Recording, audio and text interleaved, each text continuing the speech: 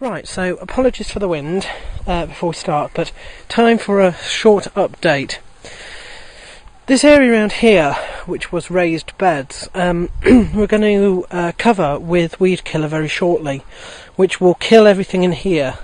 Hopefully we get that timed right so that nothing grows back with dormancy, because the problem we've had over here is that I've already covered this area with ground clearance once, and because dormancy hasn't happened yet, it's grown back. So my next job is to get rid of all of that, which I must do this week. We've got a similar situation going along that side. We want to grow sweet peas and stuff along there, but that is actually sort of thick matted grass along that little strip there. So that's another place that we're going to be putting weed killer. I have done my hardest now to start moving the stones around this side here, and to be putting them in here. These are stones from the garden. You can see down there the amount of nails, rusty nails and stuff that we've pulled out as we've been digging it. Across the winter we're hopefully going to get the decking down here, and the decking is probably going to be this. This is bits left over from two sheds which a previous owner constructed that out of. So that's hopefully going to happen, and I shall soon be turning my attention to putting weed killer on this and clearing it so that I can plant the bulbs when dormancy hits.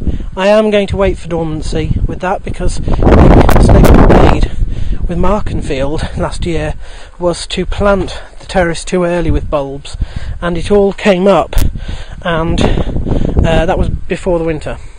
This was a plum tree. The problem with this is that it's only sort of like a sprout, and it's not going to bear fruit, so that's coming down probably this week. This bramble I'm keeping for the moment because it's been providing us, you can see, with some blackberries, and that's not the case with all of them. We've tried to get rid of the ones that we don't want, but leave that one. The other thing that started is the apple harvest here. Now, there's some confusion over what this tree actually is carrying. I am pretty sure that these are cooking apples.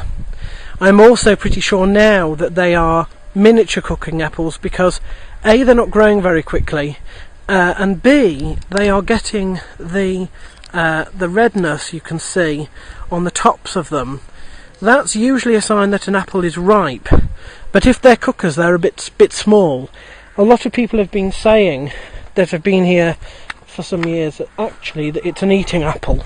I suspect it's probably a cross between a very, very tart eating apple of some kind, but I think we're just going to use it as cookers, because to me that is what it looks like. If we come along this side, the brassicas, the extra brassicas from Mornington, are now beginning to grow. We had worried that the pigeons were going to get these because they were late in and they were not covered at all. Our gourds, you can see, are flowering down there.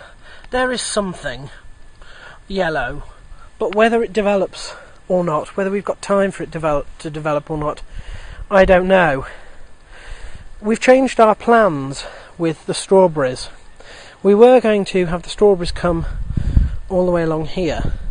We're now not. We're now going to put slate down there to the centre to that path, and back across there, and all of this in the middle here is going to be strawberries. We have done that because the little feeders you can see that are coming out now with the new strawberry plants on them are all heading that way. So instead we're going to have our two different bays for our linears. The leeks are still coming on, but we need to leave these in for a considerable amount of time yet. You can see that the lettuce have gone. Across here we have an issue. Firstly, we're not quite sure what this brassica is. We had thought they were sprouts, but they show no signs of the little sprouts, so we're thinking that they might be broccoli, but of the purple sprouting variety, which that one looks quite genuinely like it, in which case they will actually be a winter crop, an early spring crop. So these could be with us for some time. The things that are not going to be with us for some time, by the looks of it, are these. Now these are some sort of green cabbage, and they have been absolutely demolished, you can see here, by what's known as the cabbage white butterfly, and that's because of those critters there. These are the caterpillars of the cabbage, or the white cabbage butterfly, and it's been a bumpy year for them because of the heat and all that sort of stuff.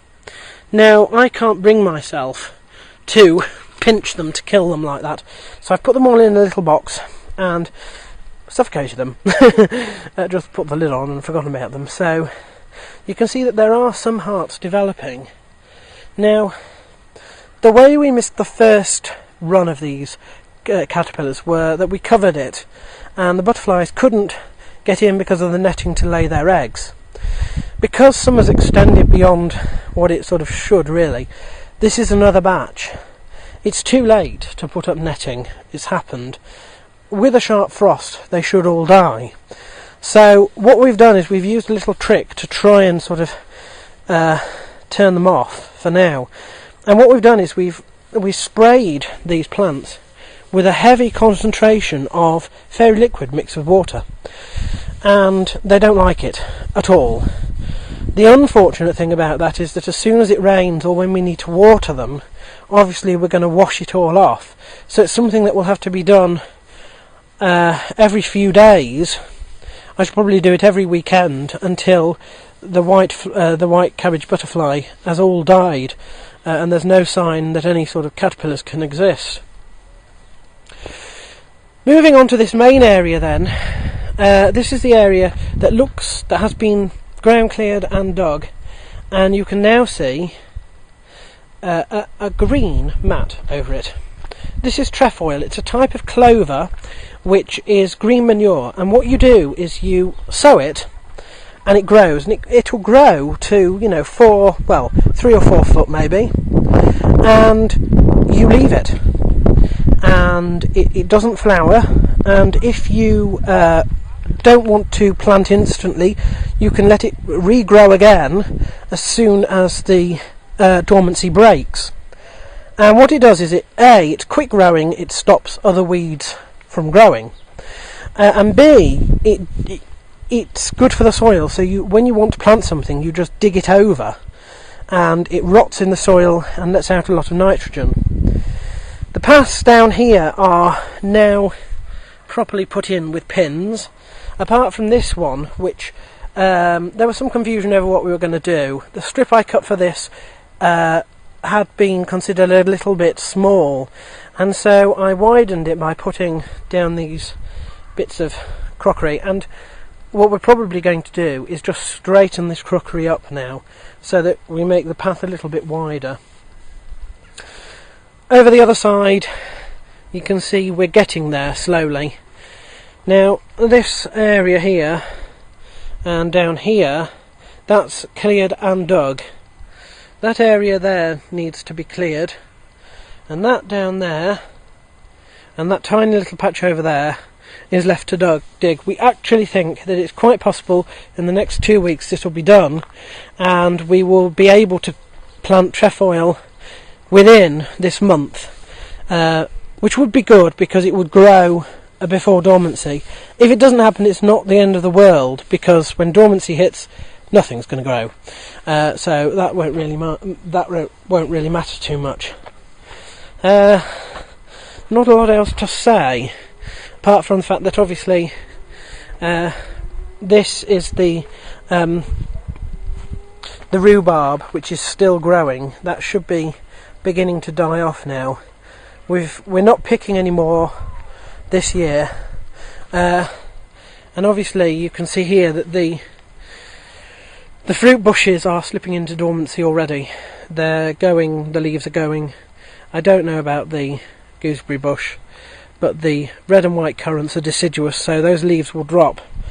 Once that happens and it's fully in dormancy, we can start to trim this, because it needs taking back. Although, I have to say, the wind did us a favour by getting rid of a big bit that came out here.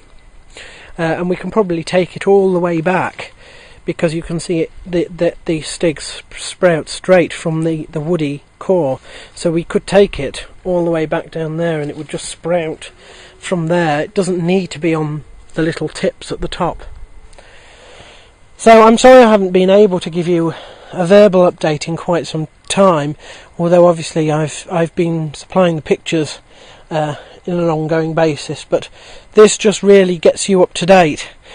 We have maybe about 2 or 3 weeks left before it's going to be absolutely impossible for me to come down here after work on a mid-week basis.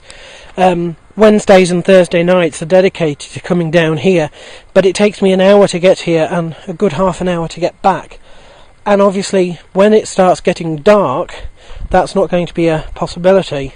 We'll pass the equinox at the end of the month, and I predict that it will probably be before then when it just becomes impossible to do it, which is why it's so important now to just finish this little bit on the south side, so that when we can work, which will be Sundays and possibly Mondays for me, we can focus on large tasks which are not ground based, and they're not so dependent, because of course all of this will slip into dormancy and we'll stop doing whatever, we'll stop growing and stop doing anything until the spring comes, at which point we need to be ready to start growing.